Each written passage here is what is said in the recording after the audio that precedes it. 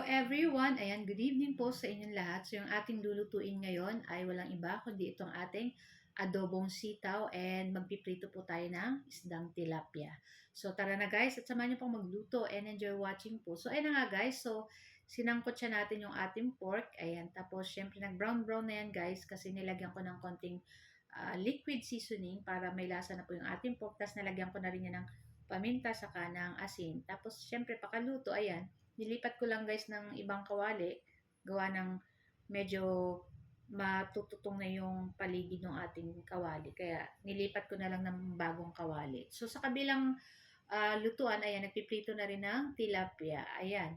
So, ayan, at nagisa na tayo ng ating bawang at sibuyas. Sinama na natin dun sa ating pork at ilagay na rin natin dyan yung ating sitaw. So, yung nabili kong sitaw, guys, is berdeng-berde siya. Ayan. Kung makikita nyo, color green na green talaga siya.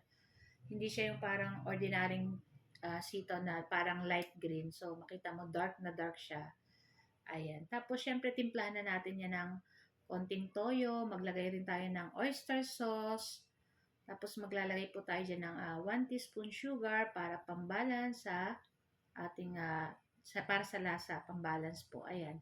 Tapos, i-mix-mix lang po natin iyan. So, hindi na ako guys gumamit ng pork cube kasi gulay naman to guys. Hindi naman okay na to. Okay na yung lasa nito. So, naglagay naman tayo ng liquid seasoning. Ayan.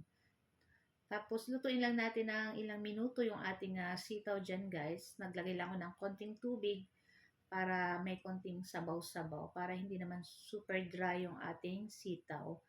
So, lutuin lang po natin yan ng mga ilang minuto. Yung half cook lang guys, para masarap po pag kinakain. Hindi siya itong lutong-luto.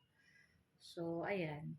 Para partner yung ating pritong isdang tilapia, di ba? Pag may gulay, masarap po may kapartner na mga prito-prito. Like isda, ayan. So, kahit anong isda naman po pwede. Or pwede naman kahit fried chicken or pork na prito, pero kaya lang may pork naman na pong lahok yung ating sitaw, kaya okay na yan. Isda na lang yung ating ipapartner. Kayo po ba guys, ano po ang inyong dinner tonight? Ayan. So, luto na rin to guys. Pwede na natin patayin yung apoy at pwede na rin natin tong i-transfer sa ating plato or sa ating mangkok. Ayan, so syempre tinikman muna natin guys kung tama lang yung lasa. So okay na yung lasa.